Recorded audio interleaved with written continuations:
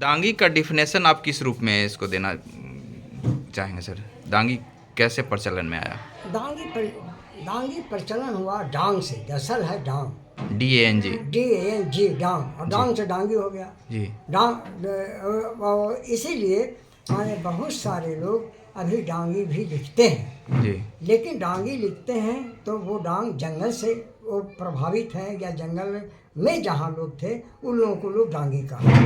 लेकिन दांगी शुद्ध रूप में वो दांगी आया, इसलिए दांगी आया कि वो डांग देश जो जनपद तो छोड़ दिए, या जिस समय हमारा नासिक के पास में वो ये सच माने में जो दांगी का जो असल दांगी का प्रचलन आया, इसके पीछे दंगवाड़ा हमारा है।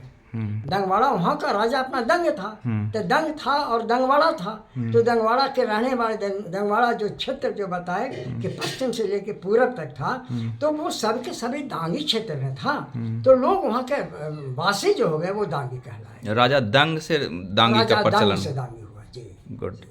तो ये मुख्यतः उसकी पेशा क्या थी? जैसे उस समय तो राजा हुए, उसके बाद फिर जो है कृषक वर्ग में आए, या फिर क्या क्या उनका पेशा रहा है? कुछ इस तरह का इतिहास कैसे? पूरे भारतवर्ष के जो अभी सर्वेक्षण किया है जी, और सर्वेक्षण के अनुसार जो अभी मुझे मालूम हुआ है जी, पता है जी, वो पूरे भारतवर्ष में चाहे मालवा का क्षेत्र हो तो मालवा के क्षेत्र युद्ध करने में तो प्रवीण थे, साथ साथ कृषक ही रहे मूलतः।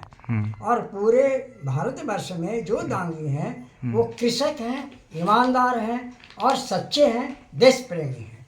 इसलिए इनका माने दांगी के रूप में प्रचलन बहुत बढ़िया रहा।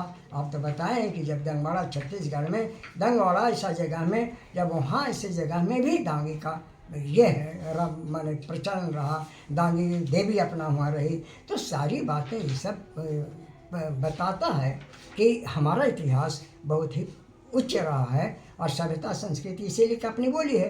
एक बात और जानने के बाद, ये अपनी बोली जो है, जो हम लोग अपने आप में बोलते हैं ना, अभी लुगाई माने क्या होता है? लुगाई माने पत्नी, लुगाई दांगी शब्द है। उसके बाद और भी जितना प्रायः मगही में जो हम लोग बोलते हैं किसी ये को, वो मगही में प्रायः वो हम लोगों का दांगी ही बोली है। और अभी जो टोटल जो हम बता रहे हैं वो दांगी के बारे में, दांगी जो बोली है वो राज्य मध्य प्रदेश के वो जो करौली है और फिर राजस्थान में है उसका बोली, डांगी बोली, और जयपुर वगैरह मूल रूप से जयपुर वगैरह में ये पूरी बोली अभी बोली जाती है। देहात में भी डांगी ही बोली जाती है।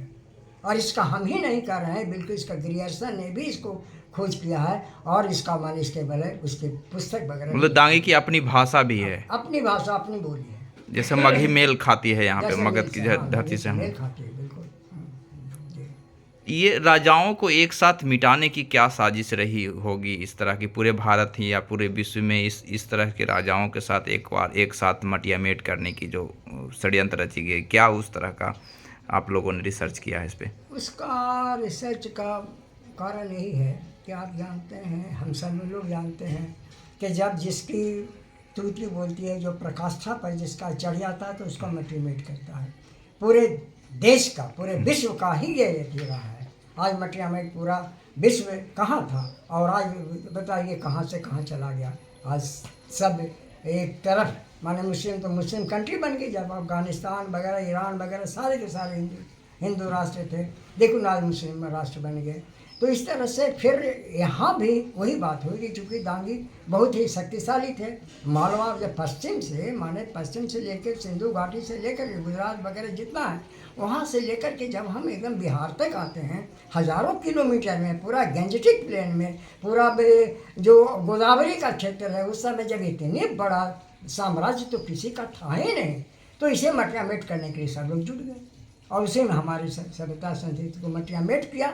और जो बाकी जो बीच में जमींदारी प्रथा आई तो फॉरवर्ड लोग वगैरह जो सोकोल कहिए वो इसको और भी तहस नहस करने के फेर में लग गया और हमारी अति को और बर्बाद किया। ये सब